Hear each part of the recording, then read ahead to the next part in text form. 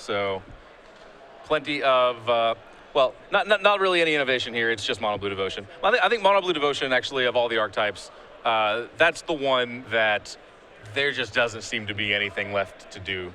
Yeah, it's just the to 7. Give that deck any different looks. It's the 7 flex spots in the sideboard, or in the main deck rather. Yep. 25 lands is the standard. 28 creatures are a must for the density. Sometimes you go to 29, and then it's just what do you want to do with the spell slots. Yep. And Temple of Deceit, gonna kick things off for Jared. Kind of give things away, maybe not really though. Could just be an off-color temple, one supposes. And Dan Lanthier going to get to the board quickly. And this matchup is so much about what's going on in the first couple turns of the game. Yeah. Can Black Devotion have a stable board and get into the mid-game relatively uncontested, or does it fall behind Mono Blue Devotion's curve of creatures? Jared Boettcher going to fire off a Thoughtseize, see Island, double Night Veil Spectre, Rapid Hybridization, Tidebinder Mage, and a Mutavault. And this is not that good of a hand here for Jared to be looking at. I mean, there's not a central piece for him to attack here with this Thoughtseize. If he wants to take a Tidebinder Mage, that's fine, I guess, but it's fairly anemic and allows Dan to untap, potentially play Mutavault and hold up Rapid Hybridization. If he takes something else out of the hand, then Dan gets to go 1 drop into 2 drop, which is also not great for Jared's deck. Yeah, this is not a super exciting draw for Dan, just period. It's one of those weird kind of conundrums with Thoughtseize. It's like, well, I didn't give him any good any good targets with Thoughtseize. That must be good, right? Like, no, it means you didn't have any powerful cards in your hand. But at least Dan gets to present his curve, which is really important. Yeah. Dan going to swing in with Judge's Familiar. Rapid Hybridization was sniped from that Thoughtseize, which means Tidebinder Mage can come down on schedule, or that second Judge's Familiar, which came off the top for Dan, which is what Dan's going to go with. And Judge's Familiar is subtly a very important tool for blue against black. A lot of 2 and 3 mana spells in Black Devotion, so Judge's Familiar can be a bit of a nuisance. And Night Veil Spectre can be a bit of a nuisance for Judge's Familiars. So Jared going to have the blocker on turn 3. He did get that Rapid Hybridization out of the way, so the beats in the air look like they're going to stop. Dan Lanthier finding the 3rd island to cast that Night Veil Spectre. There are a lot of flying creatures which are match up very well against Judge's Familiar. Yeah, that is fair.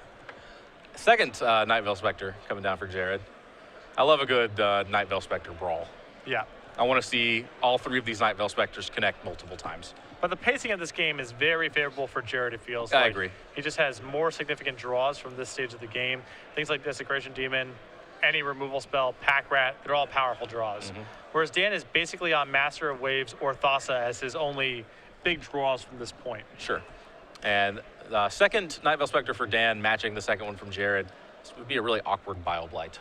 Yes. But Jared doesn't have Bile Blight. He has Pack Rat, as you mentioned. And this is trouble for Dan. I mean, again, the way this game is shaping up here, he's not in a position to attack, and it doesn't take long for Pack Rat to get out of control from the Blue Devotion side. Yep. Jared plays Pack Rat with the 5th land, 3rd untapped to pass and represent a 2nd rat immediately. And Thassa, God of the Sea, the draw for Dan. And this feels like it had to be this turn, more or less. Absolutely. Okay, so pretty good sequence there. Gets a little bit of extra juice out of his Thassa. Gets to play turn 1 Cloudfin Raptor, followed immediately by Thassa to evolve it. And this is about as stable as a Devotion board is going to get against Black Devotion.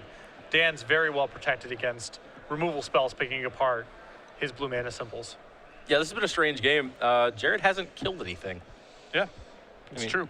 Got to cast 1 Thoughtseize, got rid of a spell rather than a creature, and then has just been sitting behind these Night Veil Spectres, which has been plenty good enough. And yeah, at Dan's end step, Jared going to pitch Devour Flesh, convert that into a rat, untap Hero's Downfall, the card in hand, a Swamp, which will likely upgrade to a rat, the card for the turn. Well, it's awkward. Until Jared gets a 6th mana in play, he can really only do 1 thing a turn. It's not clear that 1 thing a turn is going to be that good in this game, given that Thassa is now online. True. And then if he plays the land, he can still only do 1 thing a turn because he only has 1 card. Yeah. So yeah, Jared is going to be locked into cast his spell or make his rat.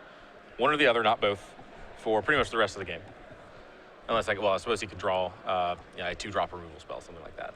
But even in that scenario, the Judge's Familiar might break up the tempo of that. So things were looking very good for Jared until Dan ripped this Thassa. Now the ball feels like it's in Dan's court. Yeah, Thassa will do that. Although it is on Dan to figure out what to do with that Thassa. This is hairy. I mean, he has some pretty straightforward things. He can either make Thassa itself unblockable and send just that. He can do that with the Night Veil Specters and then send Thassa in knowing that that attack is relatively safe. But he does risk some serious damage coming on the way back. Yeah. Yeah, those Night Veil Specters, they are actually pretty significant on defense here. Especially with Jared having the blue splash in his deck. Very risky having him find spells because he can cast them right now off that temple. Mm-hmm. I think that might be one of the most compelling arguments for this blue splash out of the Black Devotion deck, actually. Is how much it upgrades your Night Veils against blue Devotion lists. Yeah, there are plenty of blue targets between Mono Blue Devotion and the various blue-white Esper and blue-white-red and band control decks. And it looks like Dan going to double activate, swing with one Night Veil Specter and the Thassa. Notably, that's a 3-turn clock rather than a 4-turn clock. So that might be part of the argument there. Has the 5th land and ships it back. Jared makes a rat. And Thoughtseize the draw, so... That's a rat. Yeah. Jared draws a rat. Yep. Funny, I think that we'll see that one a lot, actually. Yeah. He could cast it. Could cast it through the Judge's Familiars and still represent rat with his last card. Honestly, the Hero's Downfall in his hand is probably a rat, too. 2 damage is just too much to pay at this point for Jared, so... Dan has plenty of stuff to do with his mana in play, so it's not even like Dan needs to cast any more spells for the rest of the game to threaten lethal. True. So. Yeah. Jared kind of suddenly in a tough spot here. Gonna crash with the rats. Currently 3/3s representing 1 activation to make them 4/4s. This is not a lethal swing on this turn. And with the pile of kind of individually piddly flyers on Dan's side, Dan's representing a pretty aggressive swing back. Well, Night Veils check a lot of what's going on the way back. Sure. Dan, one assumes, will make Thassa itself unblockable. And if he draws a land, he can make his other 2 Night Veils unblockable. And then, as the board is currently constructed, that's a lethal attack. Sure. But if Jared has anything, Dan probably dies on Jared's following turn. That's fair. It looks like Dan's just going to take 12 here, I think. Or, sorry, 9. Just 9. Just 9. Yeah. So, 9's still quite a bit to take. 9's a lot. It's one of your 2 turns that you have left, regardless, I think. Yeah. But yeah, Jared, of course, can't afford to activate after blocks because if Dan does find a land, he's going to need that Hero's Downfall, which doesn't look like Dan found it. Right. But Dan does have the option of just going for it in this spot. Mm-hmm. If Jared's hand is, 2 lands or just non-removal spells, he can make Thassa, the 2 Night Veils, unblockable and go for it. It's incredibly risky. I mean, he loses the game to anything. Yeah, with Jared on exactly 10, I feel like there's a strong argument for just attacking with Thassa here and sitting on all the blockers. Well, the problem is that if Dan loses too much of his blockers on the way back, then Thassa is shut off. So he can't. It doesn't feel like he can just say, all right, Thassa unblockable, hit you for 5, hold the fort for 1 turn, untap and do it again. True. Because he might lose too much of his board in whatever chump blocks Jared forces the following turn. Yeah. As long as he can keep 1 Night Veil Specter, that's 4 devotion, and then any blue permanent, which looks like, I feel like we caught a flash of a 3rd Judge's Familiar actually there. So that would do it. But yeah, definitely a crucial turn one way or the other. Okay, gonna double activate Thassa, unblockable 5/5, unblockable Night Veil Specter. And Jared isn't dead to this attack. So he has the option of just taking it. Yep. It's this interesting challenge. Dan wants to both try to make sure that he has insurance in play the following turn to generate lethal, while also making sure he leaves enough back to survive Jared's counterattack, while also making sure whatever he leaves back to block allows him to keep Thassa in check. It's a lot of competing interests. Yeah, and playing a second Mutavault, but tapping it immediately and leaving back blue-blue, I think that kind of gives away. There is going to be a blue-blue spell coming, and it was, in fact, Tidebinder Mage there. Yeah, not giving himself the option of Dan finding a land off of Jared's deck, so that's a tell, as you mentioned. And it looks like... So Jared now, I think, has to make the decision. Does he need the mana to Hero's Downfall this? Does he do Hero's Downfall and then untap, and I guess Grey Merchant's the draw here? Yeah, it looks like I think he just made a rat there. Oh, okay, all right. Sorry, we're already there. I didn't see his card kind of tucked in the shadow of his arm there. Yeah, I mean, Grey Merchant is a lethal draw here. Yeah. It's, 11 Devotion is there. One presumes he did not draw it. So Jared has the ability to turn these rats into 5/5s with Dan at 11, which means that as the board is currently constructed, Dan can allow 2 of these rats to get through. So there's a minimum of 2 blocks coming. So with 11, with Dan being at 11 rather than 10, it's telling, I think, that Jared did not also attack with his Night Veil Specters. Since if either of those tag Dan, then it makes it so that he has to block 3 rats rather than just 2. Maybe that's getting a little too aggressive and kind of leaving yourself exposed. Well, it certainly is. But I am very skeptical that you are going to get another untap step if you're Jared here. Yeah, there's no way. I mean, he's going to lock up Devotion on Thassa, make it unblockable, and then there's no out to that. Although it's worth noting that Jared may be able to Devour Flush himself in that scenario, keep himself above lethal, and then untap. So Dan has to play around that possibility as well. Okay. So a lot of burly rats. Dan, we're not quite sure if these are final blocks. Usually in situations like this, you kind of get one of those, like, is that your final answer sort of situations. But I don't know, it looks like it is. So 2 rats going to get through, presently threatening 8, and doesn't look like it's enough. Yeah, Jared is not going to make him go through the motions there. Yeah. Just wanted to see if Dan was going to kill himself. Dan did not, and so Jared has seen enough. Yeah, Dan unfortunately did see the line of block. That was a really compelling game, though. I mean, a lot of play on both sides and a lot of things to play around on both sides as we move to a second game. So Dan Lanthier in his sideboard has access to 2 Dissolve, 2 Jace Memory Adept, 2 Gainsay, 1 Bident of Thassa, 2 Dispel, 1 Pithing Needle, 1 Cyclonic Rift, 1 Domestication, and 3 Negate. That feels like a lot of negate. So the best card in his sideboard, in my opinion, for this matchup is Domestication. That's just excellent against Black Devotion, especially those that are playing Night Veil Spectre. I think that the 2 Dispels are likely to come in here as well. Just a lot of 2 and 3 mana instants in Jared's deck that are great to counter.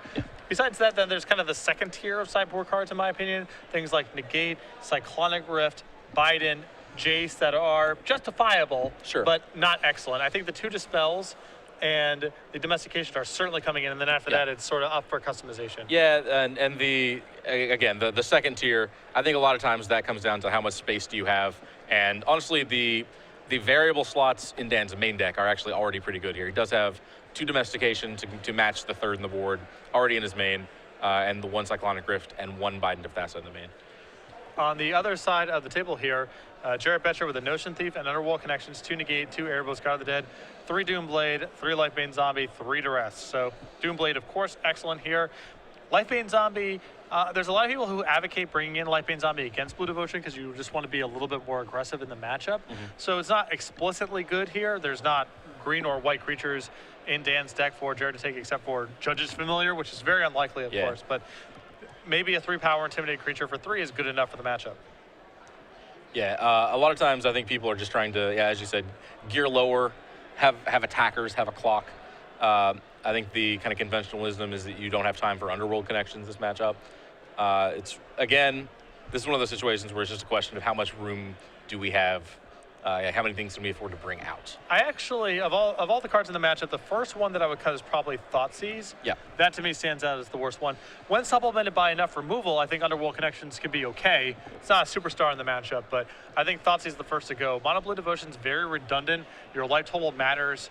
Just doesn't strike me as being very good here. Sure. That's weird to say because Mono Blue Devotion has cards that really stand out in terms of power level, but even though they are kind of the cards that seal the deal, I think the most important cards on turn 1 and for the next couple of turns for Mono Blue are things like Cloudfin Raptor. When you get in a situation where you play turn 1 Thoughtseize and you would rather take Cloudfin Raptor than Master Waves, then I think you're right. Thoughtseize starts to look like it's not where you want to be. The thing is, Mono Blue does have 2 superstars that you mentioned, Thassa and Master Waves, but one of those 2 cards is not a superstar in the matchup. Master Waves is very unlikely. I mean, it does win games randomly here and there, but it's not going to be very good here because Jared has so many ways to kill it. So it's just the Thassa, in my opinion, that's worth Thoughtseizing, other than, you can break up Mono Blue's curve sometimes with the Thoughtseize. Sure. Maybe they keep a hand with no 1-drop, 1-2-drop. You Thoughtseize the 2-drop, and then they're too slow. Yeah. There's games like that too. Sure. But those are few and far between. And I think most of the time where your Thoughtseize are going to look at a hand of interchangeable stuff, and it's not going to be very good. Well, you can. Of course, you can take Thassa. That's going to be huge if it happens. You can take their 1-2 drop. That's occasionally useful. The other spot where it would be handy might be to snipe a Dispel or something like that to kind of break up their answers. Jared going to lead with Blue Black Temple, Dan, Cloudfin Raptor at the board, and a turn 2 Pack Rat. And now we're going to put Dan to the test here. Turn 2 Pack Rat on the play, very challenging for Blue Devotion to beat. Yep. And Dan going to convert it into a Frog Lizard. That was in Jared's upkeep.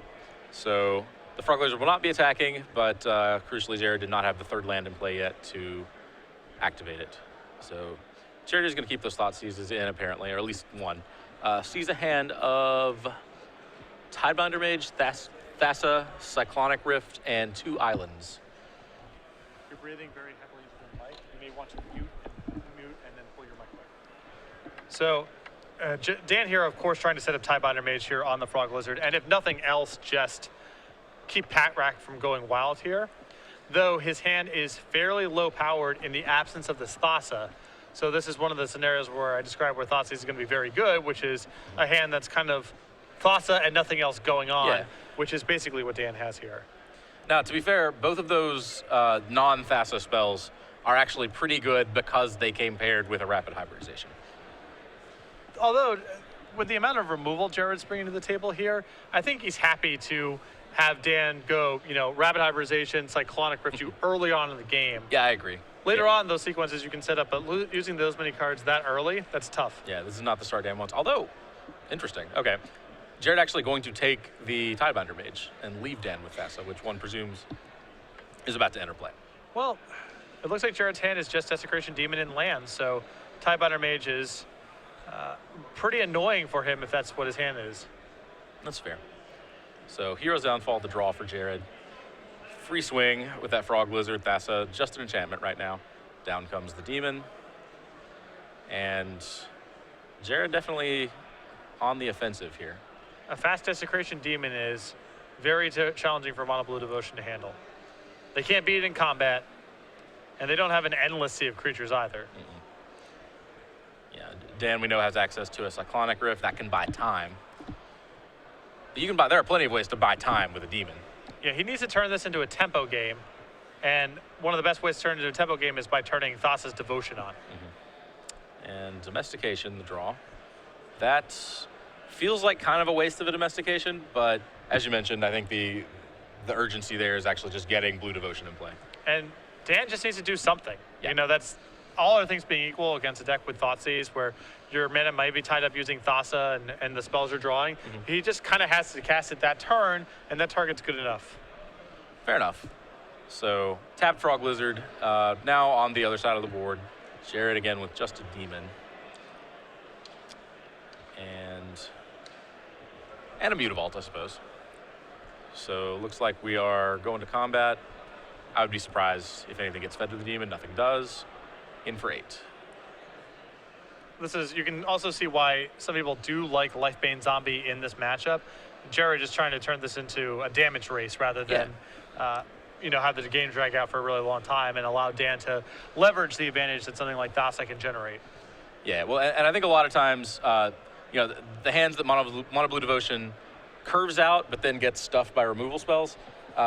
If you're still at 20 when that happens as the Mono Blue Devotion player, then you're drawing very live to just kind of eke out damage with things like Judge's Familiar. But yeah, as you mentioned, if Jared is cracking in for 6 here and there, you don't get the draw steps that you need to pull that out. Right. And Master of Waves is going to come off the top for Dan. Actually, I don't know that it came off the top, but a big play nonetheless. That is crucially the 5th Devotion. Jared's sitting with mana untapped though, so you have to be kind of surprised that it sticks. Yeah, Jared electing not to use the Hero's Downfall while Dan was tapped out last turn, trying to wait for a higher value target, willing to risk something like Rapid Hybridization maybe getting in the way, and he has been rewarded for that by this setup.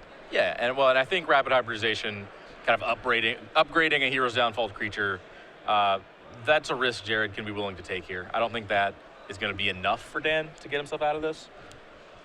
I'm actually not sure that Master of Waves is either, considering that you presume that it has to be Hero's Downfall here. And the discussion now with the double evolve trigger off of Master of Waves and its elementals. I think the question is, Jared is trying to determine, can he actually prevent one of the evolutions? And I believe he can. Actually, it depends on how Dan stacks the two. There's a trigger from the Master Waves itself, and there will be triggers from the elementals that enter play. Yes. And if one trigger has resolved and Cloudfin Raptor is a 1/2, then the elemental, the trigger that came from the elemental tokens would not count if the Master Waves is already gone. Right, because they enter play as 1/0s. Yeah. And the Cloud Raptor at that point is a 1/2. Correct. And so evolution doesn't occur. So a very hairy stack that is mostly invisible right now. Now, at the end of the day, this Cloud Raptor being a 1/2 or a 2/3 probably does not make a whole lot of difference. It doesn't make a ton of difference. Still good to do the right thing, you know? Yeah. And the question actually is, I don't think there's any way that Dan can stack his triggers that will actually get him out of this. That will actually prevent the Cloudfin Raptor from being stuck as a 1/2, assuming Jared sees the line and uses his removal correctly. But we are sorting things out. Yeah, there's a lot of complexities here. So even between two players here, one a former Canadian national champion and one the presumed or actually locked up He's locked. Yep. Rookie of the Year, there's still a lot of intricacies. One in, I start to say 20. Is it 20 or 24 in the World Championships this year? I don't recall the exact. Yeah, it's more than 16. They bumped it up from last year. But Jared Boettcher sitting with a seat, a coveted seat, I would definitely say, in the World Championship. Yeah, absolutely. I mean, what a run he's had this year, Between Grand Prix and his Pro Tour finishes and Open Series, the Invitational, at all levels of play, he's been very successful. Absolutely. One of the first rookies of the year in several years to kind of really have an impact in year one. Yeah. I feel like they've been kind of... Rookie of the Year by default. Yeah. Whereas Jared has been legitimately one of the Pro Tour's best 30 or so players this year. Yeah, absolutely. Okay. And apparently there was a ruling from the table judge. We're not quite sure on what even the question was. All right. Okay. So apparently the table judge ruled that there was a... Actually, sorry, we are getting a little more clarification on what the question was here. Okay. So yeah, it just has something to do with the order in which the triggers were announced, what the resolution of that is. Dan disagreed with the ruling that he received from the table judge, is now appealing to the head judge, which is his right in these situations, or in any situation like this. Yeah. Players always, when you call for a judge comes over, judge gives a ruling. Either player, or in fact both players, have the right to appeal that ruling to the head judge. The head judge comes over, makes that ruling, and then that ruling is final. Yeah. I think that's something that a lot of players Well, it doesn't come up that often, I guess, that they would even be in this situation, but I think a lot of players, it just never even occurs to them to ever appeal a floor judge's ruling. It is very rare. There's this weird culture in the Magic community, or at least in certain pockets of it, where calling for a judge is considered to be bad sportsmanship, right, or something along those lines, when in fact the opposite is true. It's just always the best thing that you can do is try to maintain the game state as accurately as possible. Make sure communication's clear. Make sure that both players are aware of what the card functionality is, et cetera, et cetera. And so nothing wrong with calling for a judge. You don't like the ruling that you receive, or you just want further clarification. Yep. Nothing wrong with appealing to the head judge as well. So Dan's just taking care of that. That is definitely a change that I think has been slowly occurring over the last several years, and still has some ways to go, but is definitely a positive change. I think the average player is more comfortable calling a judge than they were even 3 or 4 years ago. And I think a lot of that, the credit goes to the judging community. Absolutely. For that. They've been very insistent. I mean, every tournament I go to now, mostly just the Open Series, because that's where I spend most of my time on my weekend. The head judge is always telling players, don't ask your opponent for what the cards do. Don't ask the players around you for what cards do. If there's any other confusion, call a judge. They've been very consistent. It's clearly part of their policy and their culture to inform players of this.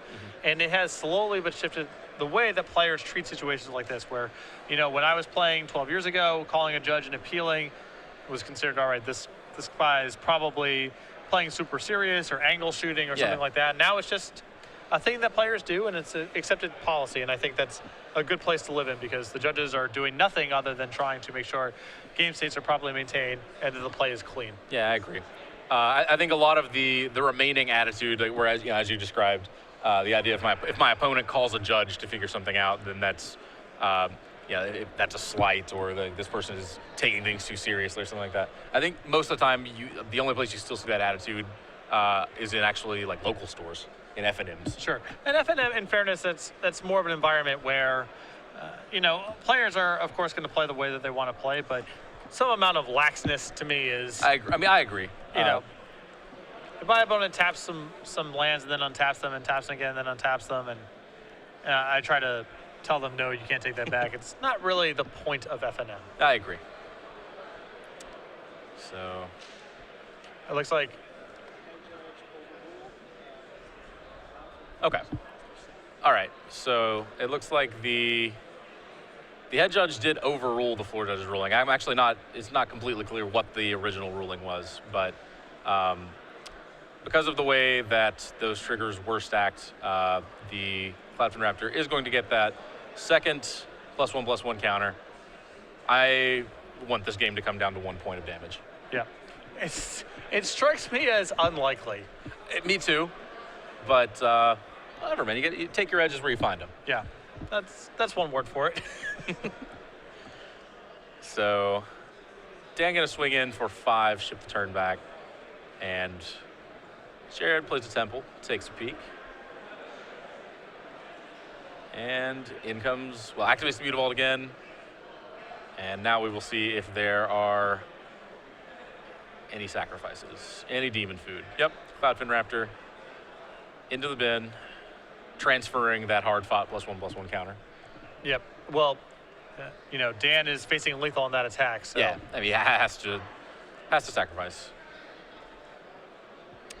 Mutavault still gonna crash in, and Jared ships back, sitting on Urborg Devourflesh. So that's actually a good ways from being a creature again. Yes. Though, Dan is kind of setting up a race here. Keep in mind, he still has that Cyclonic Rift at the ready. So something like Master Ways is a very live draw for Dan right now. True.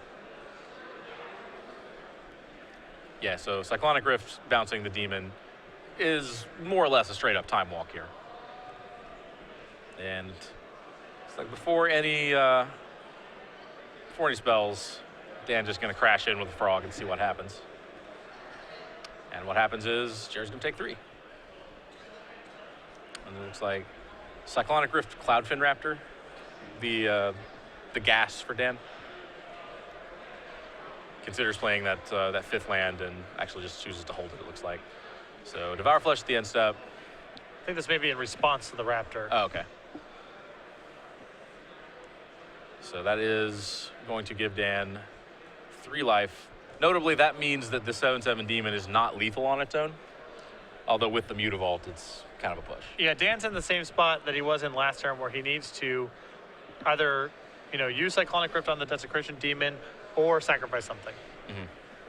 And this is not a great place to use Cyclonic Rift on Demon because Jared is going to be able to immediately recast it. So, yeah, Mutavault jumping into combat once more. And Dan now has to make the choice, Cyclonic Rift or sack Cloudfin Raptor. Goes for the Cyclonic Rift, bounces Demon, and one has to suspect that Demon's going to come right back into play. Yep. Put him to the test. Yep. Although, again, Dan's still in a spot where Master of Ways does a lot of work. True. The one Mutavault is going to get in for 2 there. So Dan falls to 6. Demon now a 1-turn clock, even within its kind of reset 6/6 form. Night Veil Spectre, the draw. That is not a Master Waves, but it's a start. That actually turns on Thassa. Yeah, so. now, Dan can go make Thassa unblockable, hit you, and now Jared is facing lethal next turn. Now he does have to sacrifice or block something, but suddenly this is a game. Yeah. So, yeah, when Dan has to, one assumes sacrifice the Cloudfin Raptor, and then it's basically just blue card or bust. Although Bioblight going to break that up. Yeah. Bioblight off the top for Jared. Kills off the Night Veil Spectre. Knocking out 3 of Dan's 5 devotion to blue. Thassa, once again, miles and miles from being an actual attacker. And Mutavault jumps up again. Jared's going to... Well, actually, it doesn't look like Jared is considering much. I think Dan was considering things, but... Okay. So Dan doesn't sacrifice to the Demon, but just blocks instead. Just kind of avoids putting a +1/+1 counter on. And Lifebane Zombie, the last card in hand for Jared. And now Jared has lethal coming from not just Desecration Demon, but Mutavault plus Lifebane Zombie. And Dan without a card in hand. So takes 1 draw step. I don't think there's one single card that gets him out of this. And whatever that possible draw step may be, Dan did not find it, scoops him up, and we are on to game 3. It would have to be a quad blue permanent that also made Thassa unblockable or gave it flying or something. I'm sure there's a hypothetical Magic card that exists, but we're digging pretty deep here. I don't think there's an imprint Magic card that exists. All right, so having seen what you have seen then, you've seen Temple of Deceit in 2 different games out of Jared. You haven't seen a blue card yet, right? Correct.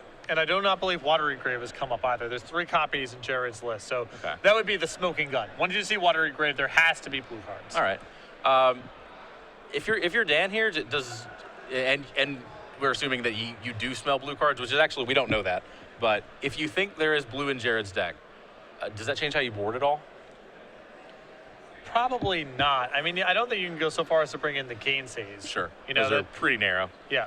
They do get Night Veil Spectre, so it's actually something like those 4 plus, you guess, maybe another 3 or 4 cards out of the board. Maybe. That's still, I don't even know how good Gainsay would be, even if you're positive Jared has more blue cards in his deck than Night Veil Spectre. I agree. 2 mana is a lot.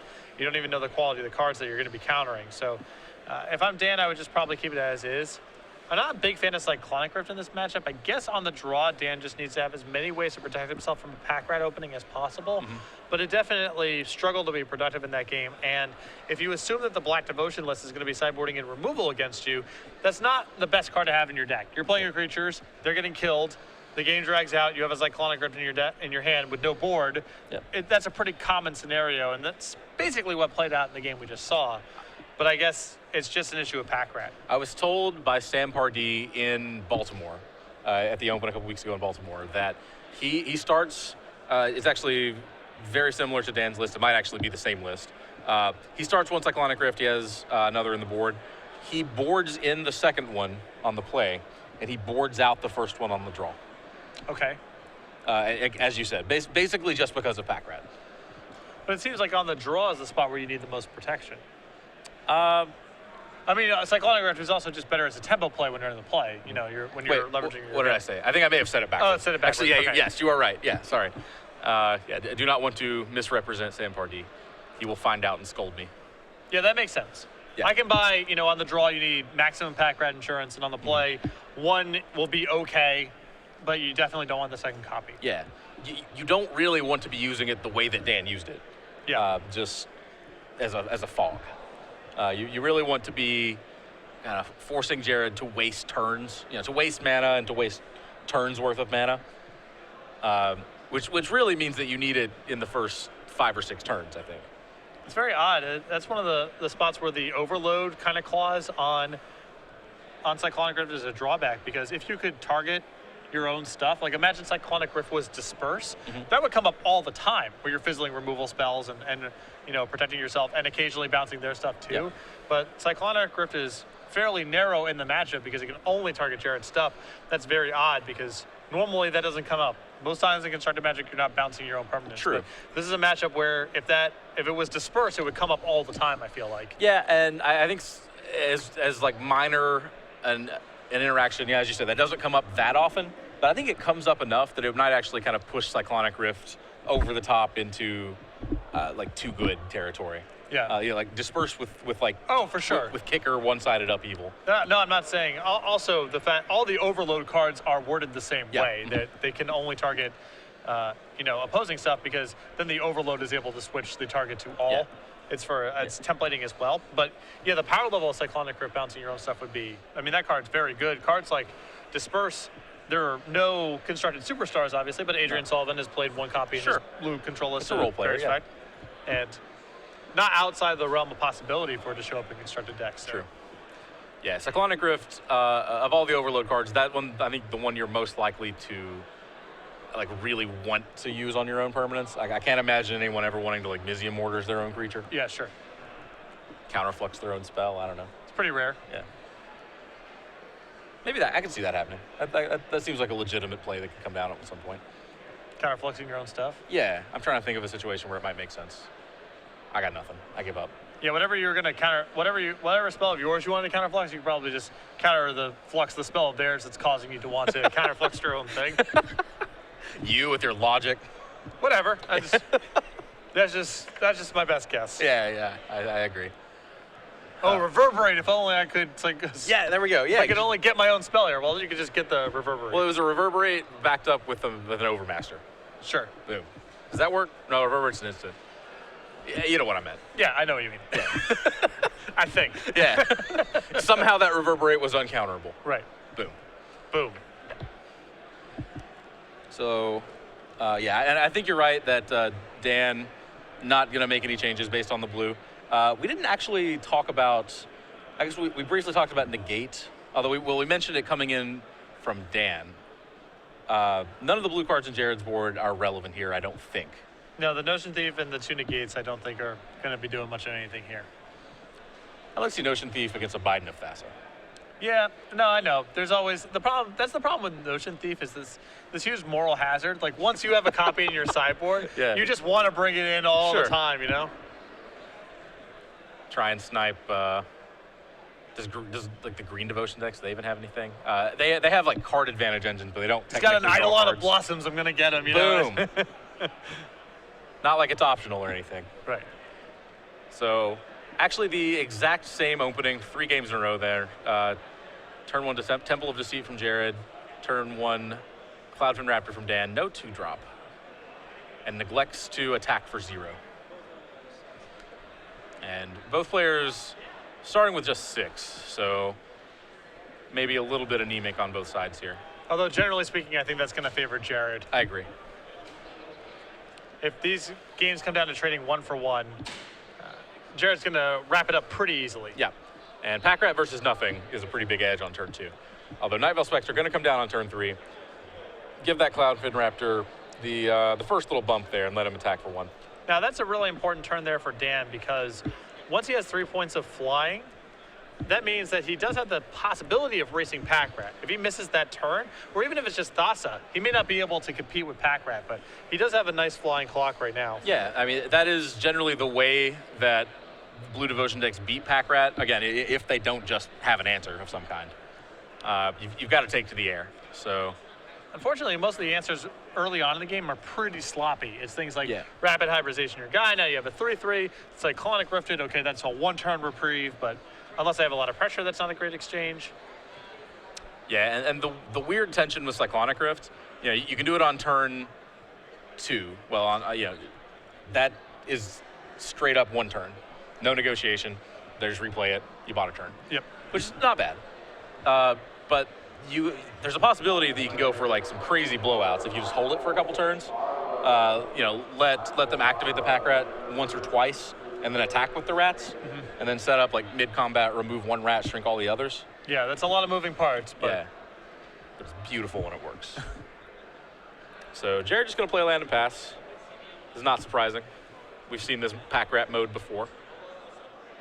And a turn 4 Master of Waves for Dan. That will evolve the Cloudfin one way or another. This is the exact same interaction that troubled us in game 2. let's slow down for a moment. Make sure we're all Yeah, cool yeah, and yeah. clear about what's happening. Yep. And Jared going to use Devour Flesh, presumably in response to the Master of Waves, Yeah. which is a big commitment because every turn that you don't activate Pack Rat, particularly when it would have been your first Pack Rat activation, that's huge. Yeah, it's an enormous cost. Yeah. It gets much easier going forward after Yeah. you make the first one because the gains are immediate. Yeah, the first one is always the most cumbersome. So, gets rid of one devotion and a 2/3 flyer, but still going to see 4 2/1 elemental tokens, and Night Veil Spectre going to swing across, snatch away a Grey Merchant. Now, do not completely ignore the black cards that Dan is flipping over right now. Keep in mind, there is a Nykthos with the Night Veil. There's 1 Nykthos in the list, Night Veil Spectre is in play, and there is 1 copy of Urborg in Jared's list that he may have to commit to the table. So, even though it seems like these black cards are dead, they are not 100% dead. Sure. And if Night Veil Spectre keeps on tagging, then you'll eventually find some swamps that way too. Yeah. But the no fuss method, or Urborg or Nykthos, that's kind of the horror story mode on Urborg. I think that's a real concern that people have to be aware of. I think at first there was talk of like, how many do you play? You can probably get away with more than 1. The card's nice, lets you tap your Mutavaults for black. But Night Veil Spectre is a real thing. Giving your opponent black mana is a huge cost in some matchups or Yeah. in certain boards. Yeah. I mean, it's not free. Yeah, I mean, and not just allowing your opponent to attack with Night Veil Spectre, get a double black spell, and cast it. You actually just it helps your opponent cast the Night Veil Spectre a lot of Yeah. times. So, I think And yeah, Jared just passed right back with that Pack Rat active. Dan's gonna jam. And I think the last card left in Dan's hand is Domestication, which means if that's the case, the House of Cards collapses. He loses all of his rats. Yep. And that's that's assuming he blocks with 1. I think he has to. Yeah, he can't take this whole hit. And it looks like so Desecration Demon, the steal for Night Veil Spectre there. And not quite clear, I guess those rats are 3/3s currently. So Correct. But they each have 2 damage on them. Yeah. So yeah, Domestication here would be huge. I think Dan may be confirming, is there some way for me to do something awesome by taking a Mutavault here? Like, do I get to keep it or what happens? Yeah, But I don't believe. Okay, yeah, he's stepping away. This is kind of a. You see players. Another thing, a lot of them don't know they can do actually is if you have a rules question, but asking the question would give away the contents of your hand. Yeah. You may ask the judge to step away from the table to ask it. I do that pretty frequently when I want to know the Oracle text on specific cards. I think my opponent might have in their hand, but Yeah. I'm not 100% sure Yeah. what the actual card text is. Okay. And it looks like Domestication probably targeting a rat. I'm not positive on the ruling there with Mutavault, but I think you're right. I believe that the Mutavault will. The Domestication just falls off at the end of the turn. Right, yeah, it's, okay. Yeah, it's right. no longer a creature, and Yeah. so the enchant creature just falls off. Okay. This is not a situation where it's because there's an aura, that kind of makes things simple. Yeah. It's not like just an effect that gains control of it. Right. That's where things get weird. Yes. I once called a judge in a cube draft that was going on in kind of in the background of the PTQ, trying to figure out how Mutavault interacted with riding the Delu horse. Gotcha. A common interaction. Yeah. So, out of rats, more or less out of gas. Jared just with his back against the wall here. Well, he has picked up a Doomblade, which undoes most of the mess here. But yeah, it clears away the Master of Waves and accompanying tokens. The leftovers in Jared's hand is very good. He has Desecration Demon and Night Veil Spectre, so if he can kind of stem this tide here, That's fair. get right back into it. And island drawn, I believe, to match the one in hand. So Dan needs some action. Urborg. here. Needs an Urborg. That would be so sick. I want it to happen just Yeah. because it would be a giant blowout. I love watching giant blowouts. Yep. Instead, just hits a second double black spell. So even just like, I don't know, a Black Temple or something would have been pretty sweet there for Dan. But out of gas, and Jared actually pretty live to turn the corner here. Yeah, no, it's still, there's still some risk of things happening. You know, Thassa's always a concern, but he's got a lot to work with right now at a pretty comfortable life total. Yeah, and I think Hero's Downfall the draw, so he actually has an answer to that Night Veil Spectre, it looks like. Or no, sorry, that was a Devour Flesh, not a Hero's Downfall. But Devour Flesh, just the same, an answer to that Night Veil Spectre. And still going to crack in for 2. And Dan the one that needs to find just something to do. It's a Mutavault. I think that counts. It is something, but it's going to be outclassed pretty easily by what Jared has going on. So Thoughtseize. You got to Thoughtseize, take a peek at that last card. I think if you're Jared, you got to suspect a trick of some kind, like probably maybe Rapid Hybridization or Dispel or something like that. Yeah, just the last couple turns, it could be a lot of things. It's very reasonable. It could have been Cyclonic Rift. True. Because you use Devour Flesh as your removal spell, it could be Rapid Hybridization, as you mentioned, because Rapid Hybridization doesn't protect you against Devour Flesh. Yep. So I think it's totally reasonable for Jared to Thoughtseize there, because there's a very good chance there is actually a spell in Dan's hand, even though often in that spot, it's just a land. Yeah, as it turned out, it was just an island, so it's kind of a good news whiff there. Yeah. Dan draws another island to go with it, ships it back. Jared cracks in with the demon, follows up with Night Veil Spectre, and Dan in a bad way all of a sudden. Very often people Thoughtseize in spots where my reaction is, obviously the last card in their hand's a land, why are you Thoughtseizing here? Yeah. But that's a spot where it's reasonable that that's not the case. Sure. And if you're pretty far ahead, assuming the last card's a land, might as well check, right? Yeah. So Thassa, the draw for Dan, that's one of his best draws, I think, from this board. Although it's not actually that good here. It did allow him to make the Mutavault unblockable, crack in, and Jared's going to swing right back, knocks Dan the 9, steals an island, and Grey Merchant doesn't end the game, but it kind of ends the game. That's tough. I mean, that's for 7 there against an opponent with 2 Mutavaults in play. Yeah. It's going to be really hard for Dan to recover from this. Dan scries to the bottom, draws his card. I think he might be slow rolling it even from himself. And extends the hand. I guess he did look at it.